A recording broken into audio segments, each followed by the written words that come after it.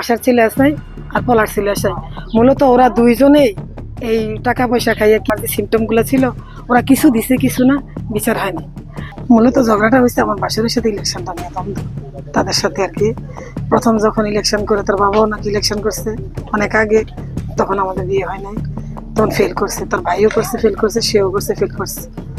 তারপর আমাদের স্ক্রিম নিয়ে প্রায় 40 বছর ধরে আমার ভাসুরের স্ক্রিম, উনি আমার বড় ভাই, তো করছে ওই স্ক্রিম নিয়ে তাদের সাথে দ্বন্দ্ব হওয়ার পরে গত 24 মে মাসের 31 তারিখ যখন ঘটনাটা হয়, তখন আমি প্রাইভেট পড়াইতেছি, আমি প্রাইভেট ছিলাম বাচ্চা পড়াইতেছি, তখন পেছন দিয়ে গিয়া তাদের ঝগড়া হয়েছে মূলত ওদিকে গঙ্গা নদীর পার, তখন ওইখানে গিয়ে আমরা অ্যাটাক করছে। আমার পেছন থেকে একটা মহিলাটার নাম সালমা, এটার যে মূল নেতা, দলীয় নেতা, উনি হচ্ছে আলম, ওনার ভাইয়ের বউ আর কি, সে আমার কি পেছন থেকে অ্যাটাক করছে, পেছন থেকে অ্যাটাক করতে ঠিক আছে।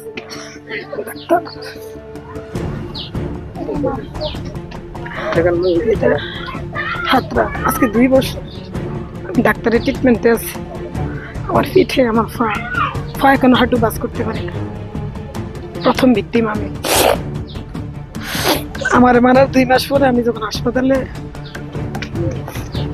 যে মারা গেছে তারে আর আমার বড় ভাইয়ের আমার মারছে দ্বিতীয়বার। এই পর্যন্ত প্রশাসন চুপ। তখন তার দলীয় নেতা ছিল জাহাঙ্গীর সাহেব, সে জাহাঙ্গীর সাহেবের দোহাই দিচ্ছে, সে জাহাঙ্গীর সাহেবের পার্টি করে জাহাঙ্গীর সাহেবের। তখন আমি ইয়েতে ছিলাম, প্রথমবার যখন আমার বাসুরে মারছে এবার বাদী ছিলাম আমি, আমাকে থানাতে ঢুকতে দেয়নি। দ্বিতীয়বার যখন আমার মামলাটা হয়, তখন দারোগা ছিল বাসার। আমি ওপেনলি আজকেও বলছি কথাটা, পুলিশ কালকেও রাত্রেও আমি বলছি ওসির সাথে, বাসার দারোগা টাকা খাইছে, প্রচুর পরিমাণে টাকা খাইছে। টাকা খাইয়া সে আমার ভিকটিমের যে সিমটমগুলো ছিল সেগুলা কিছু দিচ্ছে কিছু দেয় না, লোপাট করে ফেলছে। দ্বিতীয়বার যখন ছিল তখন তো অফিসার এসআই, সে ছিল পলাশ, সেও এরকম করছে।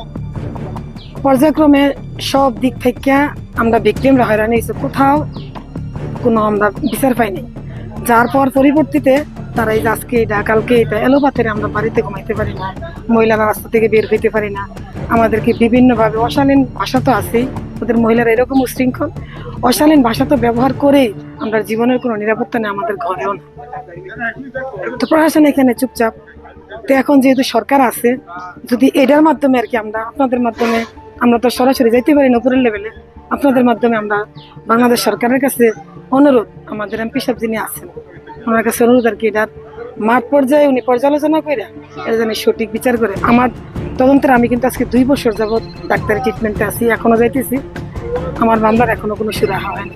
হওয়ার পরে তদন্ত আসছে, তদন্ত আসার পরে করছে বললাম না, তখন ওসি নামটা আমার ঠিক মনে নাই, তখন বাসার ছেলে আসাই আর পলার ছেলে আসাই, মূলত ওরা দুইজনেই এই টাকা পয়সা খাইয়ে কি করছে না করছে জানি না, আমার মামলার আমার যে সিমটমগুলো ছিল, ওরা কিছু দিছে কিছু না, বিচার হয়নি। আমি ভিকটিম, ওরা আমাকে দেখতে গেছে সরাসরি দেখছে, আমার স্পটটা ওরা দেখছে, দেখার পরে ওরা আমারে বলে আপনার কাপড় লাগবে। আরে ভাই আমার কাপড় লাগবে কেন? তুমি তো তদন্ত অফিসার, তুমি তদারকি করবা, আমার তুমি তো ফেস টু ফেস দেখতেছো, তারপরে আমার কাপড় কিসের? কাপড় না হইলে আমার এই তো না, কাপড় না হইলে আমার এই তো না। পুলিশ কি বিচার করে? টাকার কাছে সবাই জিনিস।